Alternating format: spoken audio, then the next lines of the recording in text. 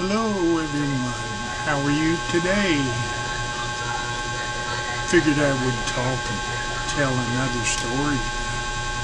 A long time ago story. I had told you guys before about my grandfather and aunt being singers and actors. My aunt Phil playing in Coal Miner's Daughter, and my grandfather playing in a couple movies. But did I ever tell you that I'm kind of famous too? Yeah, just a little bit.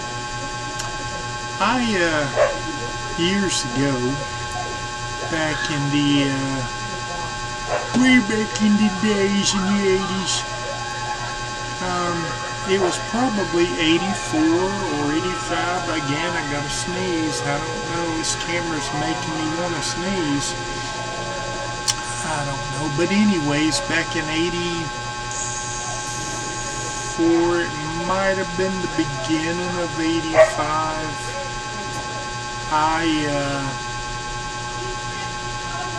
Just a young kid, and I had went to stay from Sarasota up to Jacksonville, actually, where my mother had been living. Went to stay with her.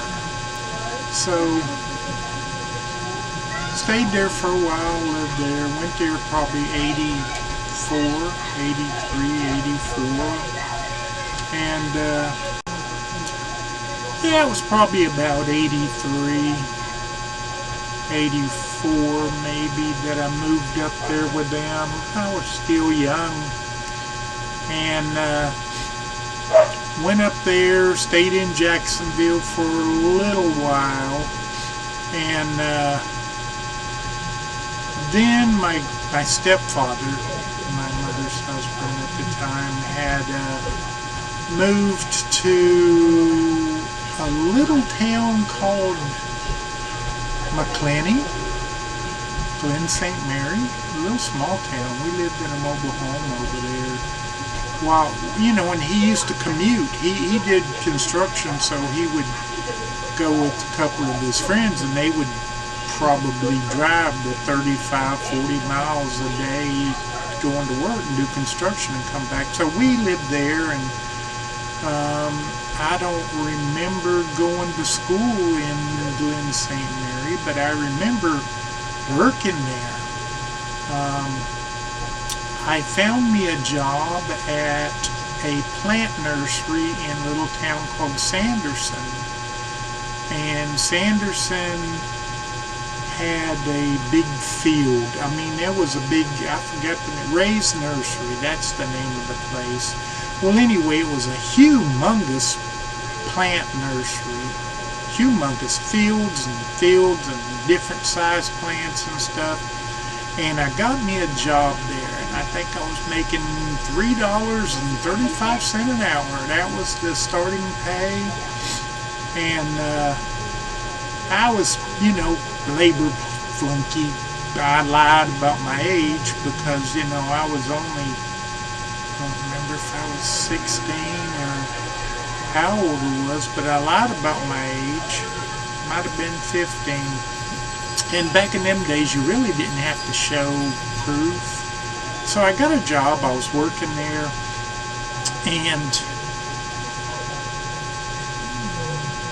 again, people, a lot of the foremans there was these old country boys, and they would constantly make fun of the new kids, the new guys. So, but anyways, it was a job. And I found a guy who lived across the road from me in this little town who worked at the same place. And so for $25 a week, he would give me a ride back and forth to work, so which was good because you know, it was convenient for me to get to work in the mornings. Well, anyways, I had me a job, 15, don't think I was quite 16 yet, had me a job, and doing good, making friends. I was making a few friends from there, from my job, and well, long story short, and my mother got into an argument with her husband at the time, and she had went up to Tennessee, somewhere in there for a little while. Well, I did find a place, being young, instead of going with her, I was still working, so I did find a place that was right across the street. It was a little, here's the place, and there's a little dirt road right there, and a little small mobile home and a little cow field. And the lady there, older lady, she decided she was letting me rent it, $30 a week. And that would, and I would pay the electric bill when it come in, but $30 a week, and I had my own place right across the street. I could walk right there across the road. So I stayed there, had fun. I was, like I said, I was happy to be on my own and happy to be right across the road from work, and I'm happy to be able to go get my own food and my own stuff at the time. And well, let's get right into it. And I worked there for probably 2 years. There was a kid that worked there too, and I'm not sure, I'm thinking his name was Marty or something. Marty Blankenship. And Marty, if you're watching after all these years, and then he talked me into moving to a little town called Lake Butler. Or actually a little town called, I forgot the name of that Rayford. Little town called Rayford he talked me into moving to. He had a little mobile home over there, and he needed somebody to help him pay the rent, and I lived over there, and we used to get rides to work. And I don't remember what happened with my job over there, but I was living in Rayford, and I would hitchhike a lot of times to Lake Butler, which was, if you look on a Google map, you could see Rayford and Lake Butler's right next to each other. So I would go over there, and I found these people that I could stay with over there and live with, and like I said, these people didn't know that I was 15 or 16, because I probably had a beard and mustache. But anyways, I stayed there, had fun, enjoyed myself, and don't remember what the circumstances was, but anyways, hopping around and going different places over there in Lake Butler, and I was, a kid living a life as an adult, and I found myself without a place. I found myself sleeping behind the laundromat a few nights and eating pecans, and there was a little bar right there on the strip that I'd go in every once in a while, and these people would give me a bag of chips every once in a while. So I pretty well kind of, the little town of Lake Butler, getting to know people, and I went back to Rayford. Now, yeah, Rayford, you guys know Rayford, home to prisons.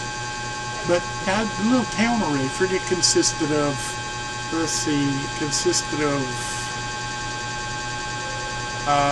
back then, a little store, a little convenience store, and next to it was a post office, and not sure what else there was. I mean, the prison was on around the corner a few miles.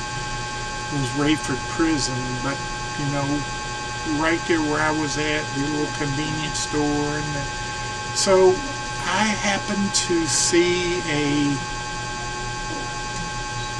don't remember what you kind of call them there. It looks like a big house, big wooden style house, and nobody was living in it. And I went in there one day, and it was right next to the post office, right across the road there. So I went there, went inside, and nobody was there. I had to run upstairs, downstairs, apartments of my own. So being, I think, just turned 16, being 16, I was happy. I was like, yay, I got an apartment of my own at 16 years old. You know, wasn't realizing that you had eventually going to get caught living there, but no, it was abandoned, I guess, and nobody was there, but it had, you know, bedroom and living room and I think furniture, and I was living the life, and I had met a girl. Go figure, you know, at 16 years old, you meet a girl. What was her name? That's been years. LaFonda?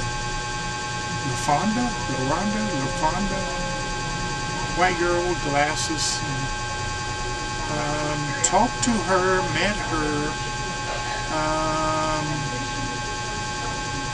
I believe that I was 16 at the time, and I believe she was 15 or 16, and she was living down the street at her mom and dad's house.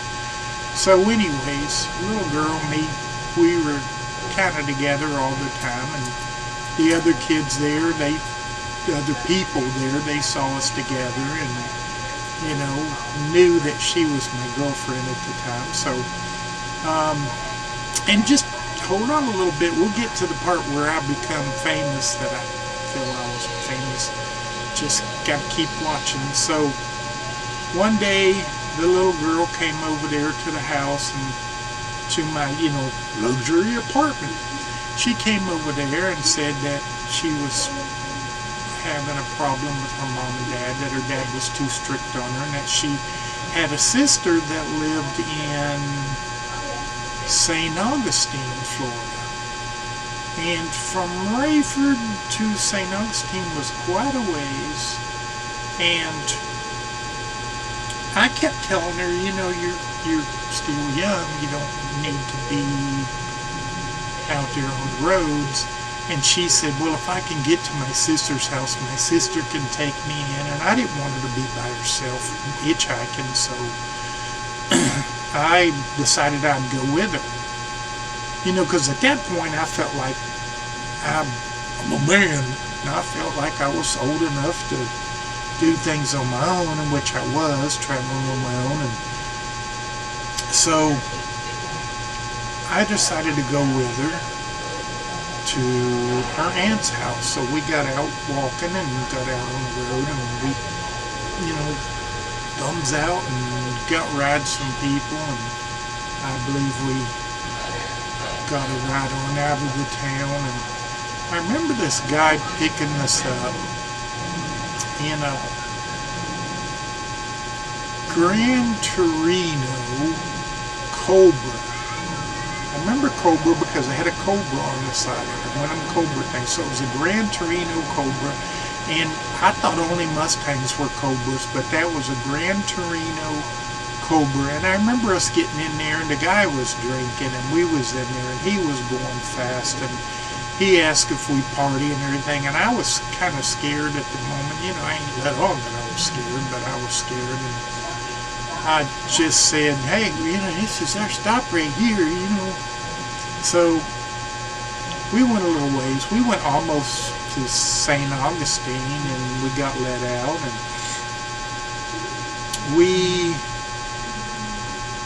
she went to her sister's house in St. Augustine. My first time to St. Augustine by myself, so I really didn't. I might have went with my mom and them.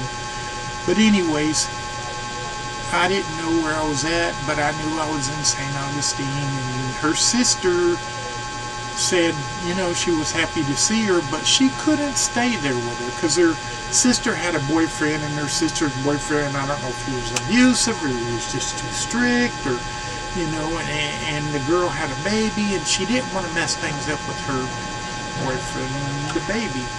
So she told her, you can't stay here. So instead of arguing and stuff, I said, well, you know, she said, well, I just want to run away. And I said, you know, you're too young to run away. I had a head on my shoulders at that age. So we went to the beach, St. Augustine Beach, and it was dark. It was nighttime, but we were at the beach, and we sat down at the beach, and I convinced her that, hey, you're too young, and it's rough living on your own, especially if you're not 18. And so anyway, I talked her into coming home. So we got back to my, you know, free place at about 4 o'clock in the morning, and I told her, you're going to have to go back to your house and just face the music with your mom and dad. So I went and I laid down with her for a little bit on the sofa in there, but I left and went into the other room, you know, because of her snoring. No, that wasn't. But I laid down on the floor in the other room. There was carpet. It was nice carpet. So I laid down in there, and probably about 6 or 6:30 in the morning, it was getting daylight, and I felt something kicking me, and kind of, I don't know if it was kicking me in the face or kicking me in the side, but it was kicking me. And I heard, get up. And I looked up, and it was, you know, several police officers. I mean, they looked like they was 1,000,000 miles high. I looked up, and all I saw was guns and badges, and they said, get up. And I got up, and they grabbed me and, you know, handcuffed me, and I went outside, and they took me outside, and man, that place was full of people. All the people from the neighborhood was out there in the not really the street, kind of the right there. So, and there was cops and cop cars and stuff, and the guy kept, you know, telling me, you know, get him in the car, and I got put in the car, and the guy was taking me to Lake Butler, to the jail, and he kept saying, you know, you're going to go to jail for a long time, and, you know, and I think when I got close to the jail, he said, how old are you? And I said, you know, I think I said 16, and I don't think I was 17, I said 16, and he said, why does the girl say that you're like in your 20s? And I said, no, I'm 16. So I was still in handcuffs, and they had took me out of the police car, and there was a crowd of people in front of the jail.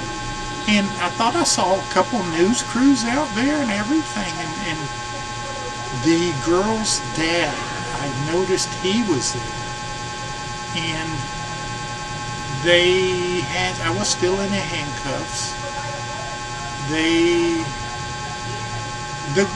The dad came over to me. I remember he was an old guy like me now, but he was an old guy, and he balled his fist up, and he was fixing to, you know, looked like a scrapper. He was an old guy, and he was fixing to hit me, and the cop said, you know, sir, I know you want to hit him, and we all want to beat him up, but he's underage, and if you hit him, you could get in trouble about it. So, basically, he didn't do it, and they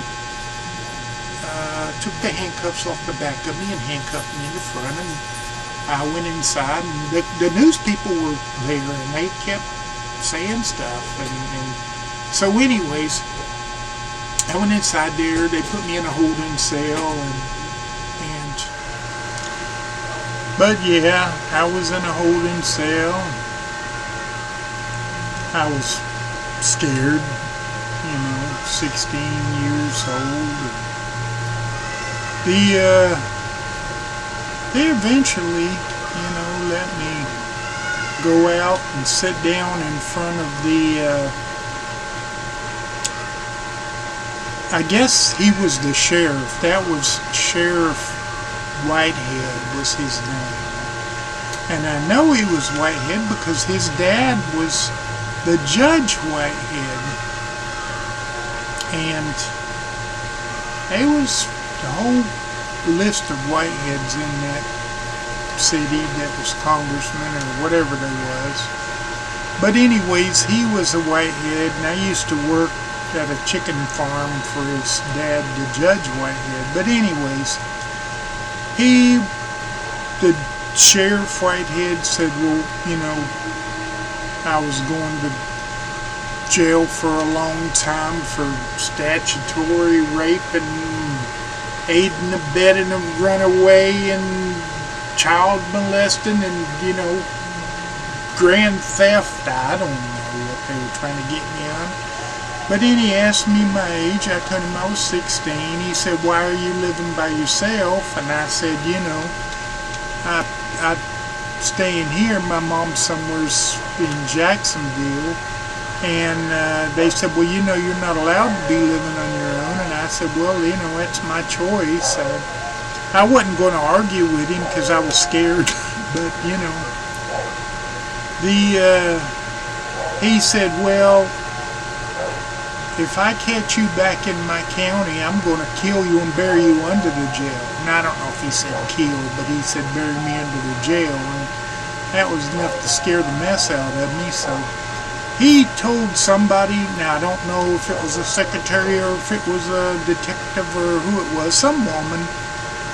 He said for her to get me out of his county because he didn't want to see my face anymore. And they did. I was scared, They put me in a car. Like I said, the press was still out there. Press. I don't think it was a whole bunch of newspapers. I don't think it was a whole bunch of news, but there was cameras and clicking and people yelling and calling me names. And anyways, it was a stressfully bad day for a young child. But anyways, they took me to a town called Stark, which was, here's Lake Butler, here's Rayford. So I was on my way out of the county, and I was going to another little town where apparently they had got a hold of my mom. I don't see how they did. Doris Rivera's a kind of a common name, but they found her and she was over there. They went to Stark to pick me up. I think they told her that I wasn't allowed to be on my own at 16 years old, so I wasn't going to go back there, but I had quilts and stuff over there, and some little Indian woman that lived right there in Rayford. She was an old woman, had a bunch of dogs, but she felt sorry for me, so she kind of took me in every once in a while, fed me, and kind of kept my stuff there. And so my mom and them took me back over to get my stuff in Rayford, and luckily we didn't come up by any cops. But anyways, got my stuff, headed back up to Jacksonville. I didn't stay there very long in Jacksonville at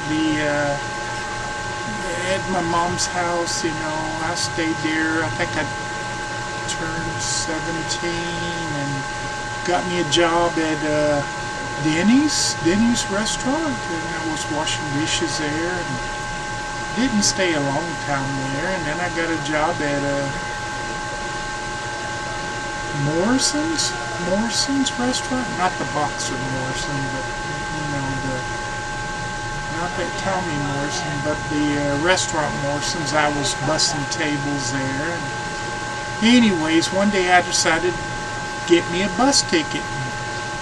I was, hadn't turned 18 yet. Got me a bus ticket and decided to go back to Sarasota, where my father was. So went back to Sarasota. And that's a good decision. That's where my life began from there. So we'll just save that for another story. Well, I hope you guys found it interesting, or at least you didn't fall asleep. So if you like the story, give me one of them thumbs up, or if you didn't like it, thumbs down. At least YouTube will say, hey, somebody's watching it. And try to subscribe to my channel. I'll come up with some more stories of my past. So take care. God bless everybody.